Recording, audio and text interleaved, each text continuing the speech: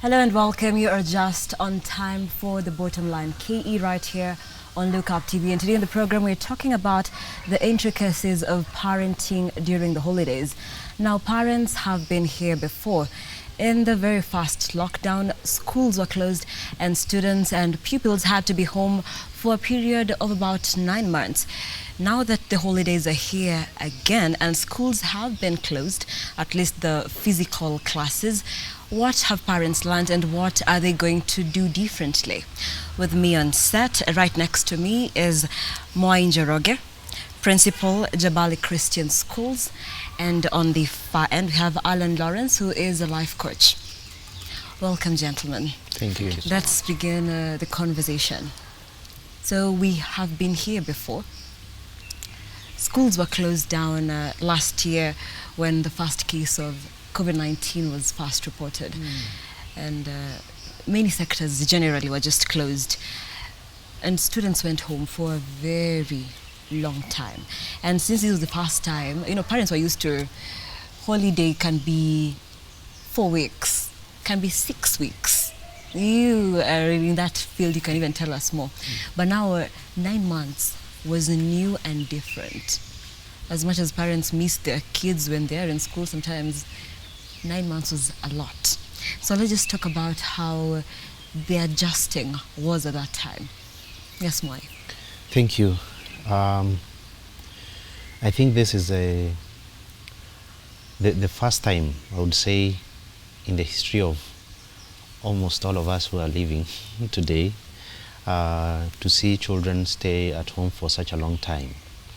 9 months was not a joke, and I know most schools were shut down, especially the private schools, and the public schools. I think for the teachers it was a holiday that they really took gladly, because by the end of the day the government was paying them. But for parents it was a different ball game, whether you were in private school or a public school, and therefore it was such a challenging moment.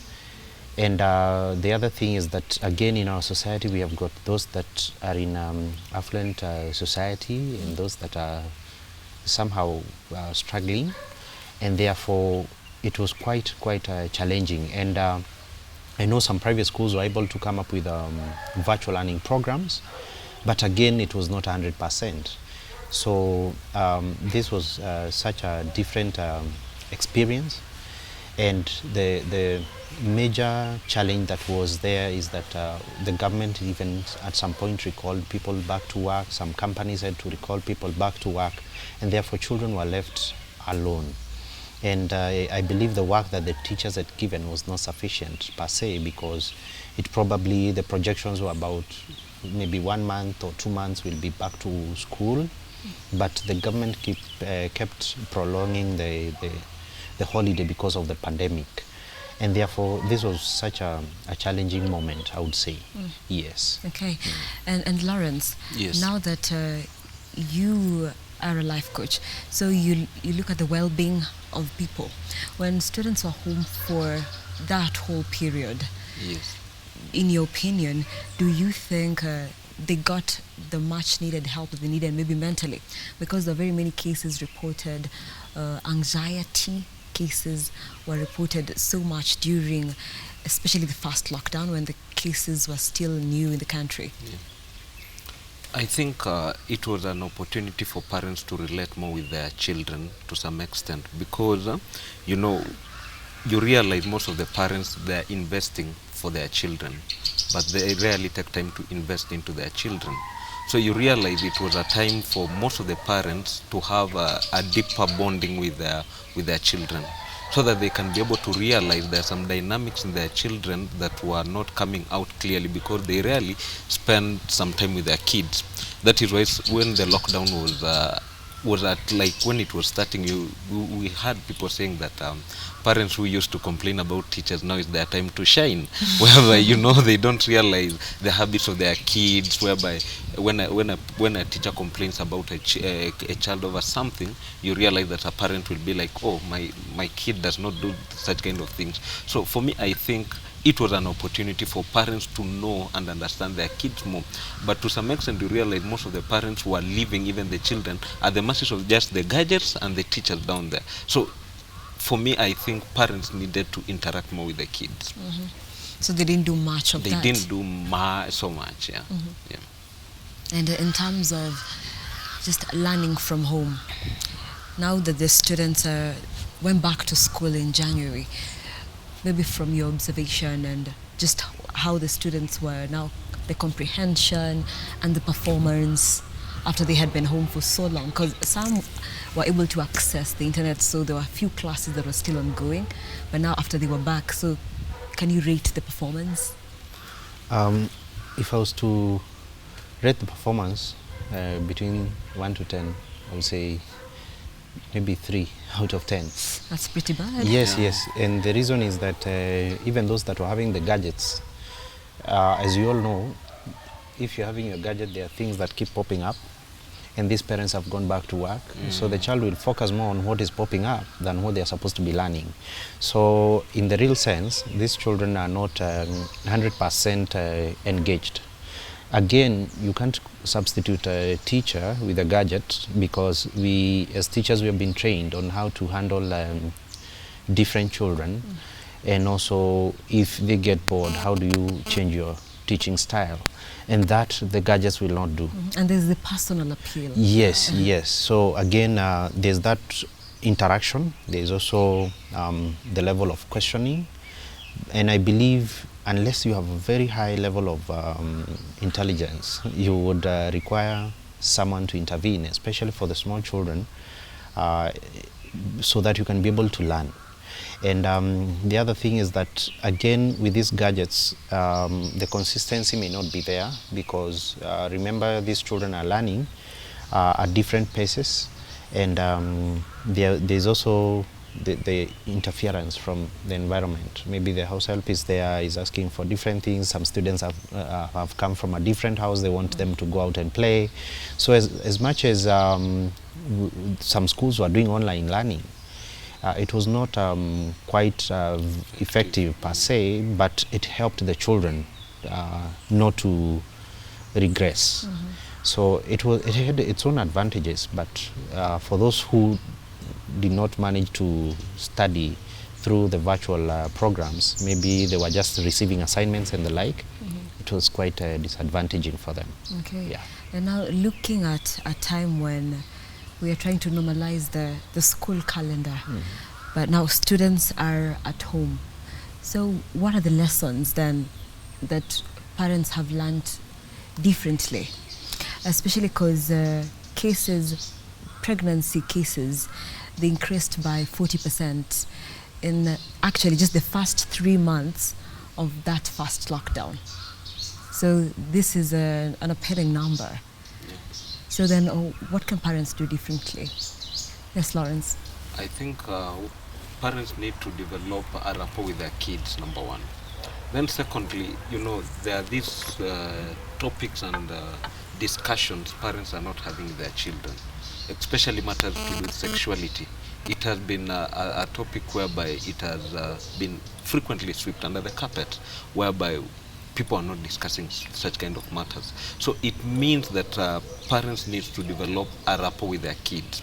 Make these kids your friends in the first place, so that a child will, whenever they see some changes, they will be confidently enough to be able to talk with you as a parent and understand that the challenges they are going through and all those kind of things. So the parent need to have that moment whereby they value their kids, they value their opinion. You need to validate them, because if you are not having a relationship with your child out here, encouraging them, being there for them at all given time, believe me, they will be ruined out here by the things they get to interact with, because here we are in the era of gadgets. They can be able to access information out there. So you as a parent, you need to be that role model to this kid, because it is a moment for you, because a child needs not to be even to be to be molded but unfolded in a sense whereby their true personality, where you feel like this kid is doing well,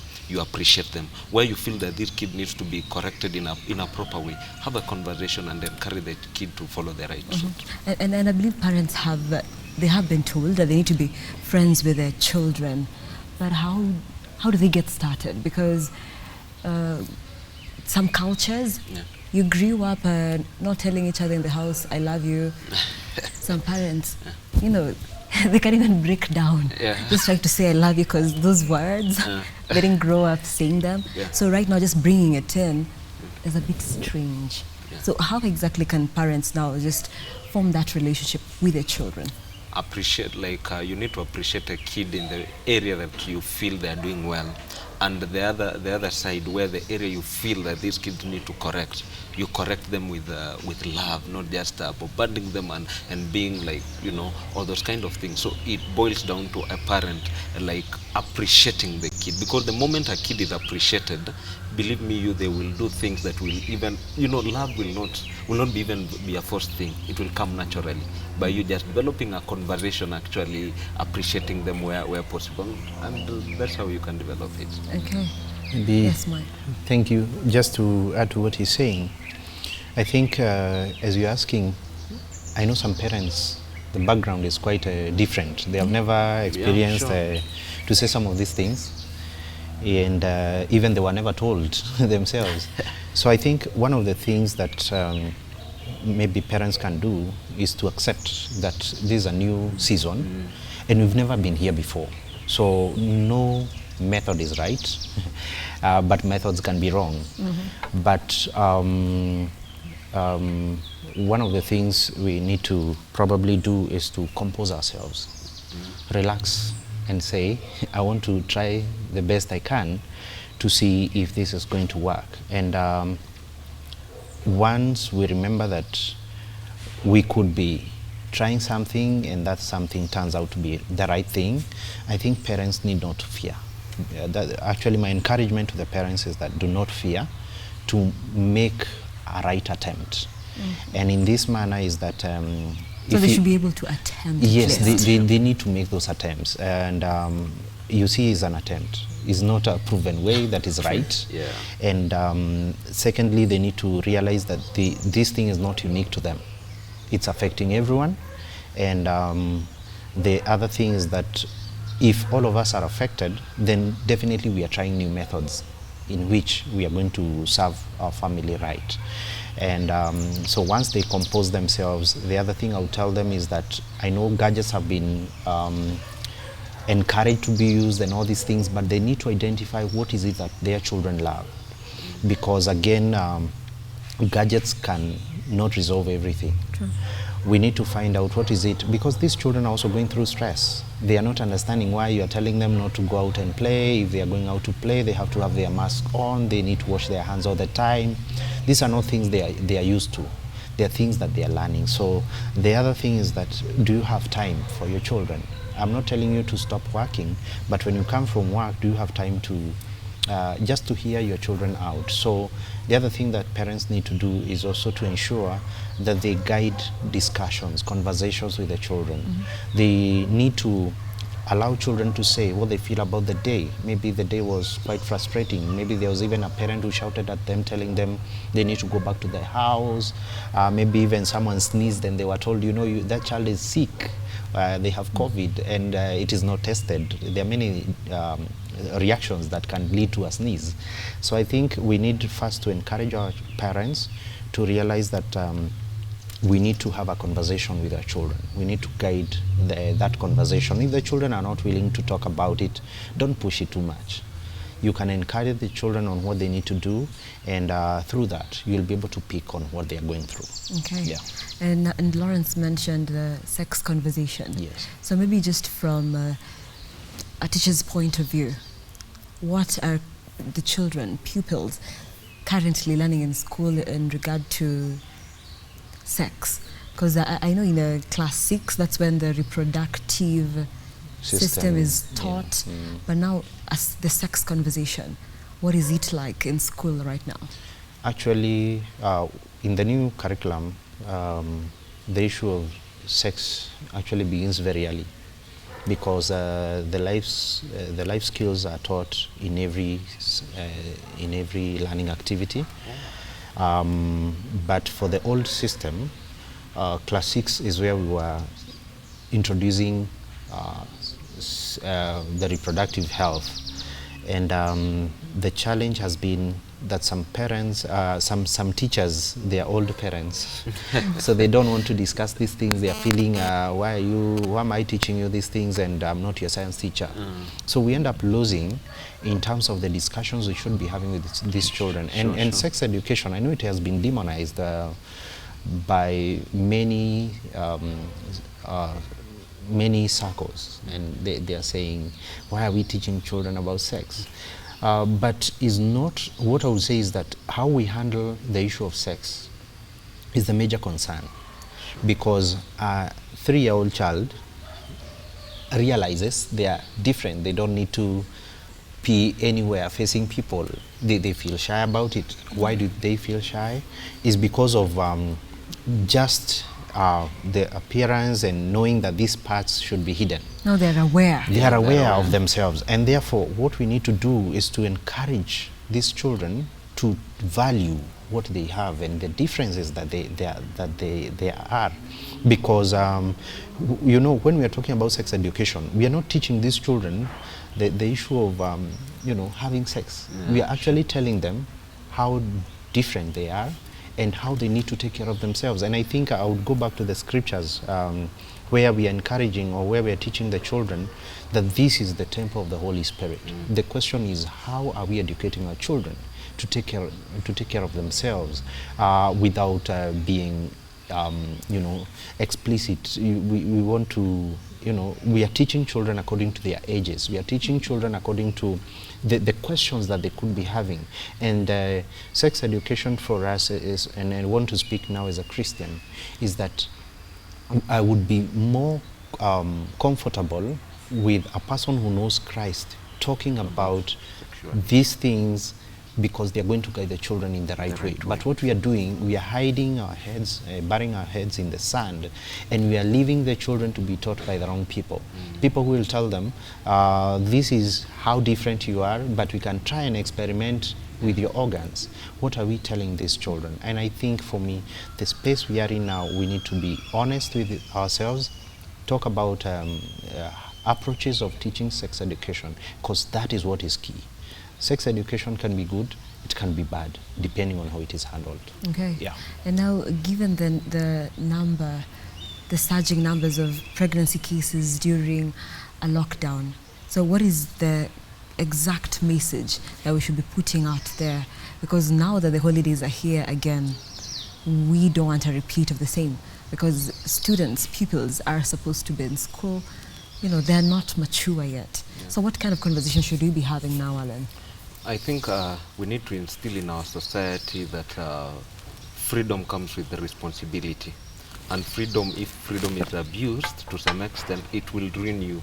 So it begins by a conversation whereby people are taught well enough to be responsible of their character, of everything they do, because whatever we do is either it's going to affect us or it's going to affect us into anything that we are doing out here. So we as leaders, we as adults, we have a role to play. And if we are responsible enough to ensure that everyone around us is well educated, you realize that most of these children and even people who are doing these kind of acts, they are doing it at a level of the information they are having, because we believe information is power, and how powerful somebody acts is a true reflection of the kind of information they are having. Maybe others, they are doing it out of ignorance. So it boils down to us having full responsibility over everything we do. Then secondly, also the role of leaders out here, at a point whereby, as a parent, what are you really doing to expose your child out there? Are you exposing your child to the right environment? So you need to ensure that as a child, where is this child being exposed? Yes, it's good, let the child be a child, but you need to give that guidelines that you know what, and have that candid conversation. Because out here you realize that most of the parents, they are accommodating children instead of them having a conversation. And children, the moment you stop a child that don't do this, they will be like, why? They need to know why. So you need to be able to understand, how do I communicate with this kid to that level? Because as a true leader, you need to think of the legacy, and this kid is a true reflection of who you are from the inside. So will you be happy when this kid is doing some things out here? Because truth be told, we can be sitting here 100 years ago, we were not here. 100 years to come, we won't be here. But one thing that we will be remembered for is the kind of legacy we leave behind. So will you be happy as a parent? Will you be happy as an elder brother? Will you be happy as an elder sister when you see your sister or your brother doing some things out here? So it comes down to you. You as a person, what am I doing for the society? Maybe just to add to sure. what you're saying, actually for me, my concern is not even the pregnancy. Yeah. My concern is the moral values.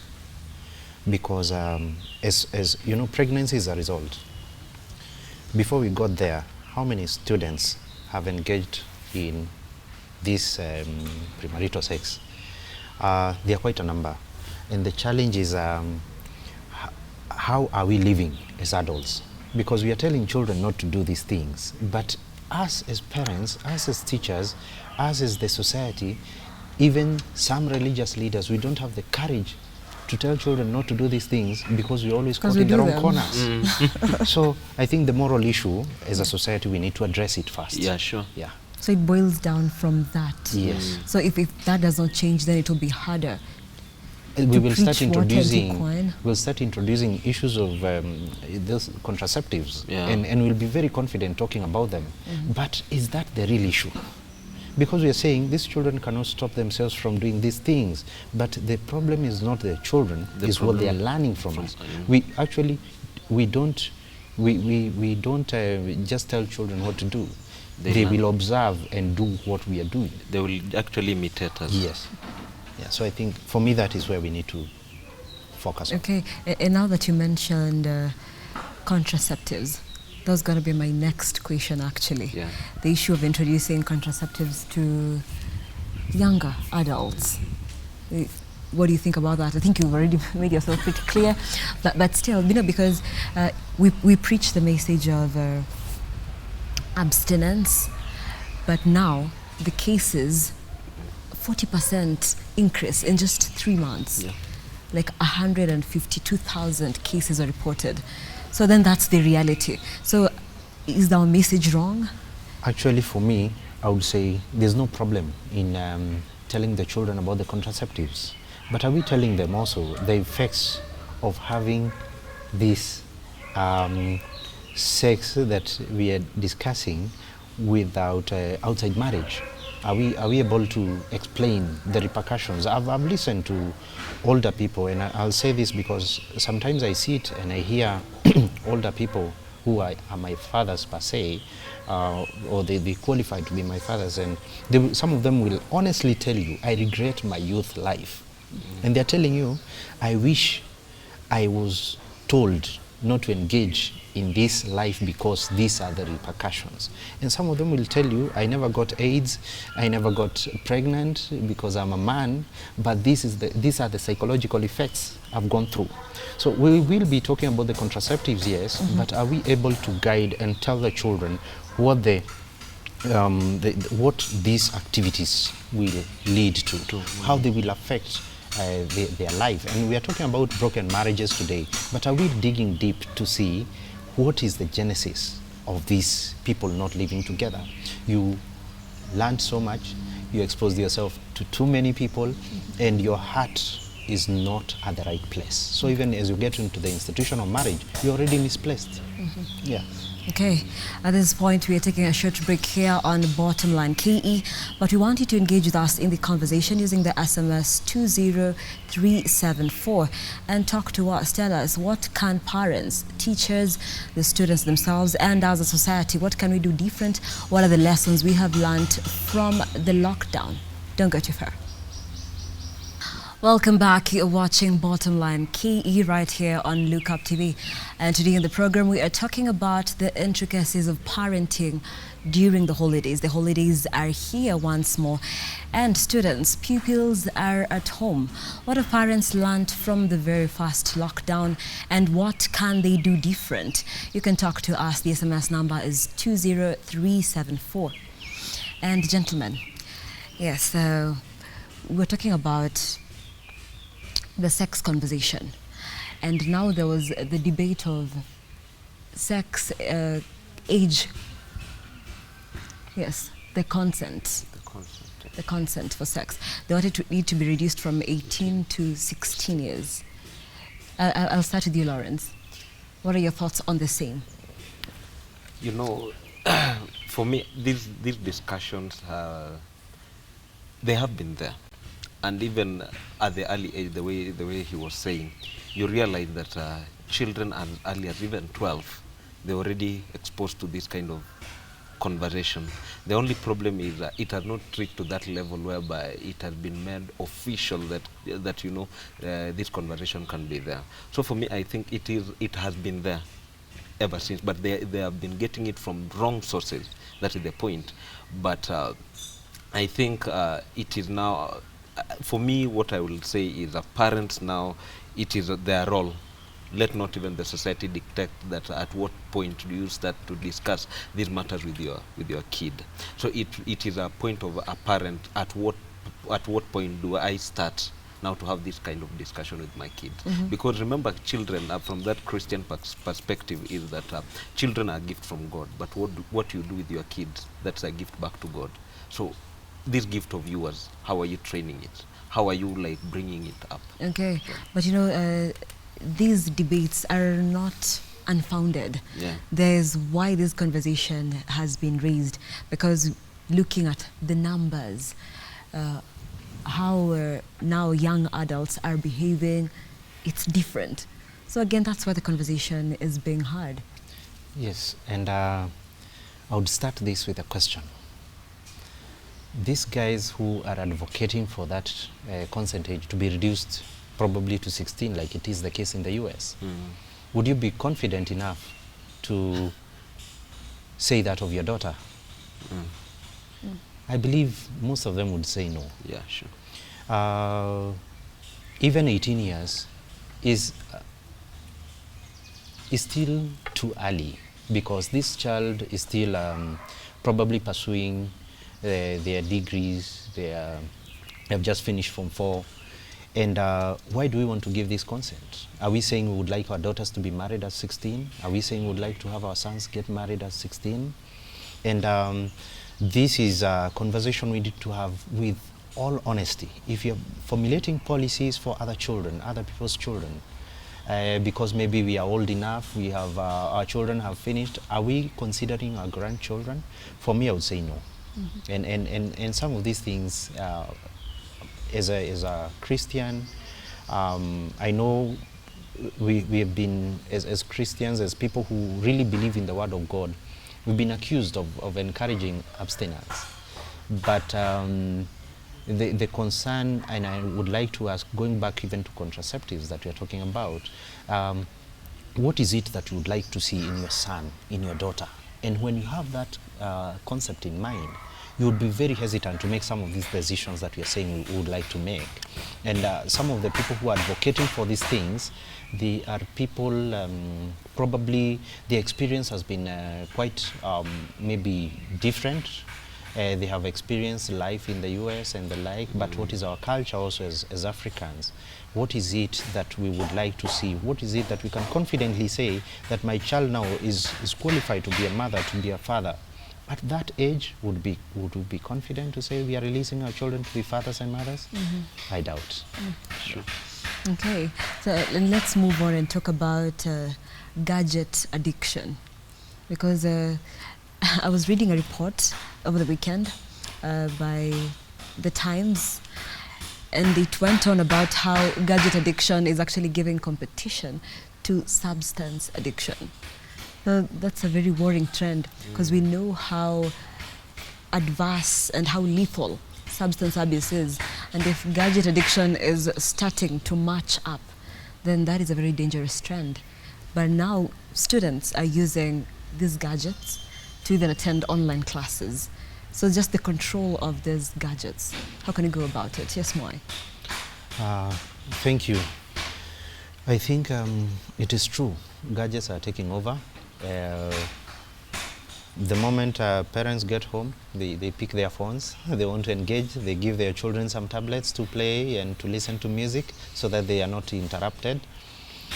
But one of the things I would say is that as educators, we need to come up with structures that are going to ensure that even as we engage these gadgets, because it's technology era and we can't deny that fact, but there is a way we can come up with structures that would encourage children to be creative, and like the CBC, we are finding, yes, children are being encouraged to be digital literate, but there are more hands-on activities that will engage them in the evening, that will engage even the parents. Like, for example, if you're cooking at home, you need to encourage your child also to cook with you.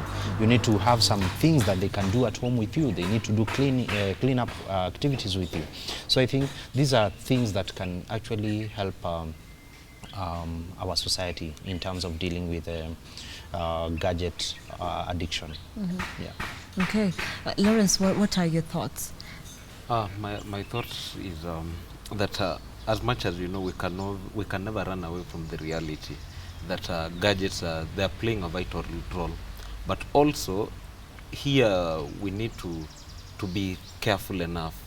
Gadgets should not substitute the place of thinking and the place of being creative, because we need to teach our children and the society at large on how to think and not what to think on. At a point whereby you realize today you give a kid a question, they will just rush to Google to get the answer. So you realize that even it does not help them to do their research more, the way Mwalimu was saying, whereby children are at a point whereby they need to be engaged on a number of things here and there. So gadgets, yes, they are good, but what are they being used for at that point? So it needs to be used for them to enhance their education, not just to affect them, but how to control them. We need to control them, the timings, like these and these. There is also time to play. There is time also you need to read your books, manual books, all those kind of things. Okay. So it comes with the responsibility. Yeah. And so then, what are some of the activities that parents maybe can guide their children to do when they are at home? Because gadgets, it's an easy way out. Yeah, sure. It's a tough economic period. So when parents get home, they just want a moment of peace. So perhaps they can't even play with their children. I don't know. But so just giving a gadget, it's an easier distraction. Yeah. So what are some of the other activities that now we can stay away from gadgets? Okay, thank you. Actually, for me, gadgets, they give you false peace, because you're in the house, but probably you are in a political rally. Because you're actually following up what is happening probably in a certain what happened in the course of the day. So you're actually connecting with what was happening in a different scene where you are not. So for me, actually, modeling is the word. And as parents, we need to purpose, as he was saying. If it is 7:30, let all of us put our gadgets down. If we have nothing to do, can we read a book? Yeah. Everyone pick their own book, they read. Certain days you can decide even no TV watching, because TV is also a gadget. Yeah, gadget, sure. And you just decide this time, this is what we'll be doing. I know some will say we work online, and when you're working online, you also need to have some kind of discipline. So when you are doing these things, do you even have time to play with your children, or are you a boss in the house? We need to determine, when you get to the house, are you this CEO? Are you this manager? that even your wife, your children, or your husband, they feel that the CEO has come. You have to You're wearing that decide, hat, the same hat. I'm putting on a short, we are playing soccer, we are moving all these seats. Yeah. Let's break a few things in the house, let's get to the kitchen, let's do the jobs. Sure. Because again, the issue of gender is a false Gender issue. roles. And I Yeah. want to say this is a false issue. Sure. Because the people who talk about these matters out there, get them in their own houses. They're doing the chores they're telling you not to do. So they want to break your home when they're building theirs. So when I get to the house, my wife doesn't have to wash the utensils. And if that's not the thing that I enjoy doing, can I mop the house? Yeah. You'll do You an know, alternative. Yes. What is it that I can do differently? Can I play with the children if she's doing something different in the kitchen? And I think that's a whole conversation that we need to have. yes, it's actually a different conversation that we maybe would require a different day. But on these matters of activities, I would say there's no defined activity for you to do, but you can choose what to do in the house with your children. You can decide what to do over the weekend. Sorry. And get the children, engage your family. Yeah, that's what I would encourage. Even Okay. to add Yes, on what Lawrence. Mwalimu is saying, you realize, I was reading somewhere and they were saying, it even gives children confidence. Can you imagine you as a parent sitting down with your kid in that class, like you create time in that, like now we have the Zoom classes and what have you, just sitting in that class with this kid, helping them to do the homework, researching with them, because your presence alone matters the most, other than even the presence you can give unto them, because they really want to feel that connectivity. So it really, as much as the gadgets are there, so the way Mwalimu is just saying, just separate and have some timing whereby you can have that conversation with everyone at home. Okay, and now let's talk about something different. When students are at home, we cannot forget that there are some who are, coming from very poor homes. So that only means that they even prefer being in school more, Yeah. because at least at school maybe you have lunch. It's a little more interesting than being home. But now if schools have been closed down until further notice, so then they would even lack sanitary towels. So how can we go about this conversation? Because as much as we're trying to keep the pandemic, the virus at bay, then there are these side effects.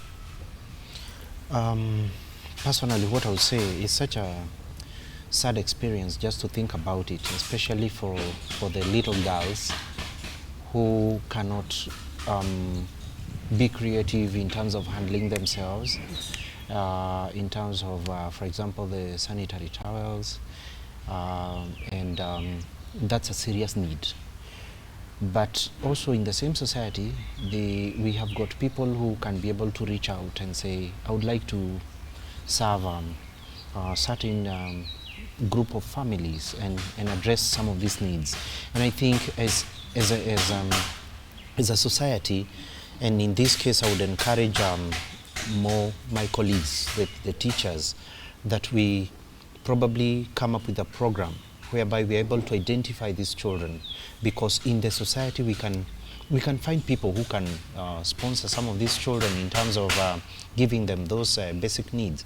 But also I've grown up in the village, and sometimes life can be very, very interesting, where you're even running around to find that place where you are smelling kitungu, so that we'll visit that place, and we are sure we may not get a full plate, but you may get one plate and share, because again, these places where you find for example, in the rural areas, people are quite generous. But now the challenge comes when you go to places like Kibera, Matare, Mukuru kwa Jenga, all these places, and sometimes some of these people, they can't even afford a meal a day. They will say, we have one packet of unga that is going to run us for 3-4 days, and that becomes a real challenge. And my concern, and this I would call out to all of us in different ways, that whatever little way you can be able to address someone's need, please reach out. Please reach out. Some of us, we are throwing foods in our houses, but we can't remember even if you can't buy one packet, you can go and have some maize somewhere and take it to a certain home. Are we able to do that? Are we able even to identify some of these places and probably work with some churches, with some mosque, and support some of these people within our society? So it may not, I may not be able to give a solution per se, but I would say if you can afford to give or to share what you have, please reach out to someone over this season. Okay. Yeah. You know, like Nedima, sorry to interrupt. You know, I come from a region, I come from Turkana, by the way, and there is a place like in Turkana whereby you reach out to this person, you ask them even who is the president of this country. They can tell you Jomo Kenyatta, or they can tell you Moi, the late Moi. So even that place, you realize that children are going to school for that cup of uji. Children are going to school just to get some maize for a meal. So you realize that most of these children from a village, they're in school not because they love education. They're in school so that at least they can have that basic need. There is a place when you drive your way there, you reach there, somebody does not even beg for money, does not beg for food, they beg for water. Just water. It's happening in this country. So it means that we have, the way Mwalimu is just saying, it means that each and every one of us, we have a responsibility to take.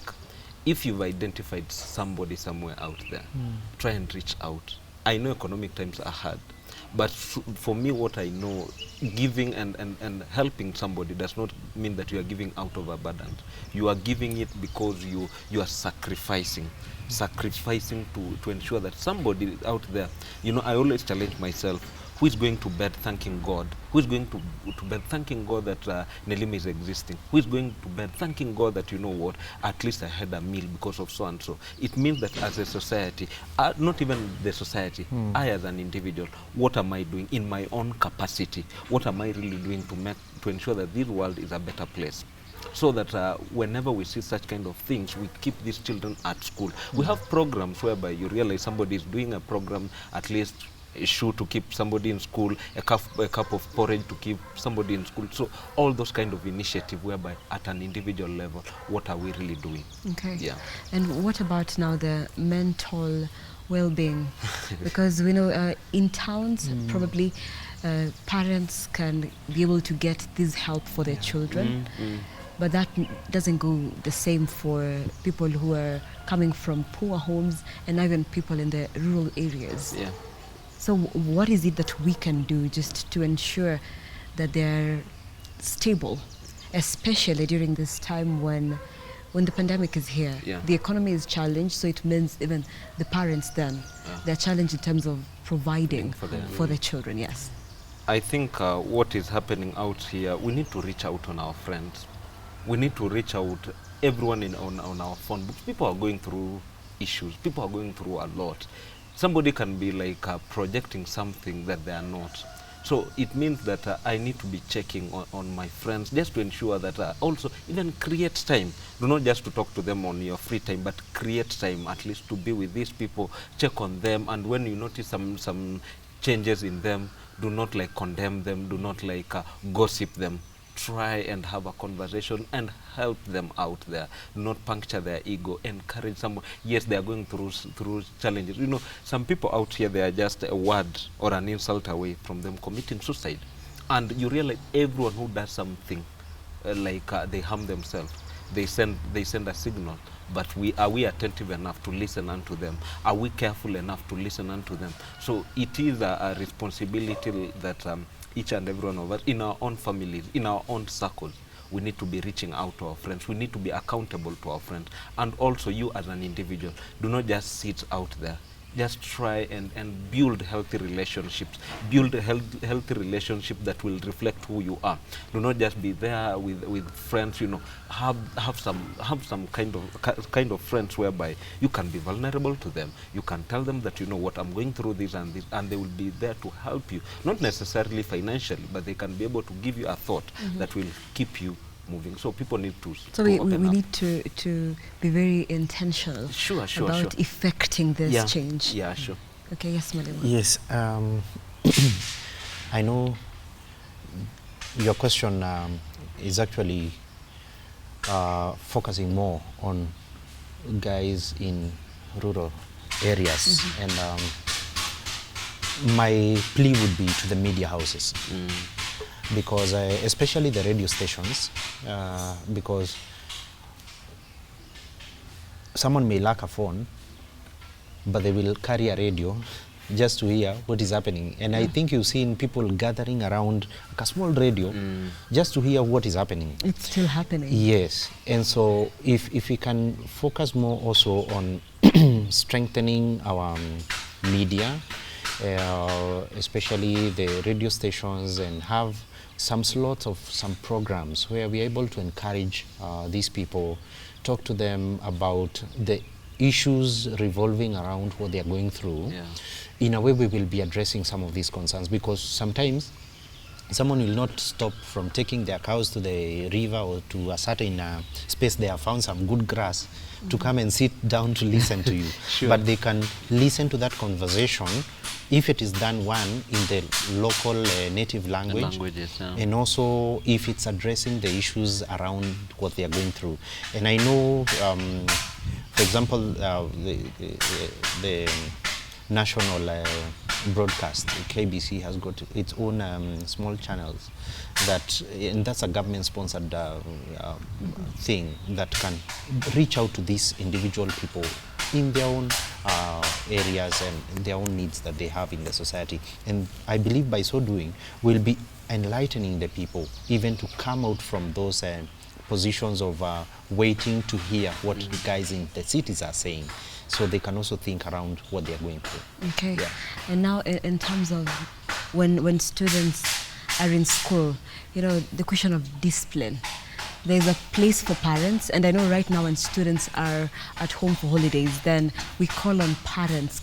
Even our title today is parenting during the holidays. Yeah. So there's a lot of parent involvement that we talk about. But now even in school, how is discipline affected? Because they spend a lot of time, a lot of hours in school. Yeah, actually, discipline can be looked at in two ways.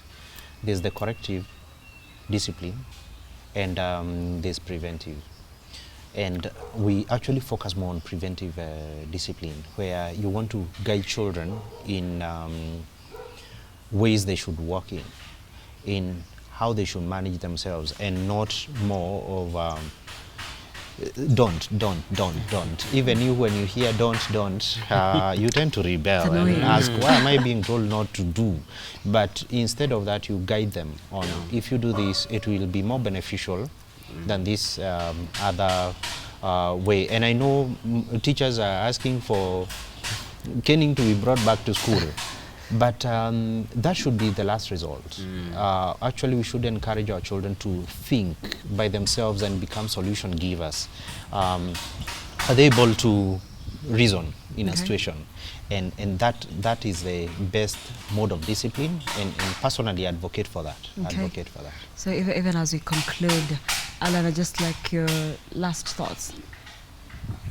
I think for me, what I literally know is each and every one of us has a role to play to ensure that the next generation is in secure hands. Because today, we won't remember you for anything other than the kind of legacy you are leaving behind. Because somebody somewhere said that no one remembers the war which Nelson Mandela wore, but we remember, when we talk of long walk to freedom, we remember Nelson Mandela. So it is a question of you as a parent. What will we remember you for? Remember, your kid is an image of who you are. So will you be satisfied in your old age when you see your kid doing some kind of things, or will you be regretting? So it is now your chance to model your kid in the right way you want them to be out here. Okay. Yes, Mwalimu, last thoughts? My last thoughts would be, one, we need to have a belief system as a family unit. And I'm saying this because I want all of us to look at ourselves, whether you have a child or not, as a parent, if you're an adult. And anytime we are coming up with ideas for the small children, we need to ask ourselves, if we were to be given the same space, would we apply the same standards? So we need to have a belief, we need to have some standards, and we also need to take action, because again, taking action helps you to have something to look back to and say, I was able to achieve this within these timelines, and this is how I see myself moving forward. And we'll be grateful, we will be happy and thankful that the Lord has given us the opportunity to take care of our children. Okay. Yeah. Thank you, gentlemen, for being part of this conversation. We have come to the end of Bottom Line KE.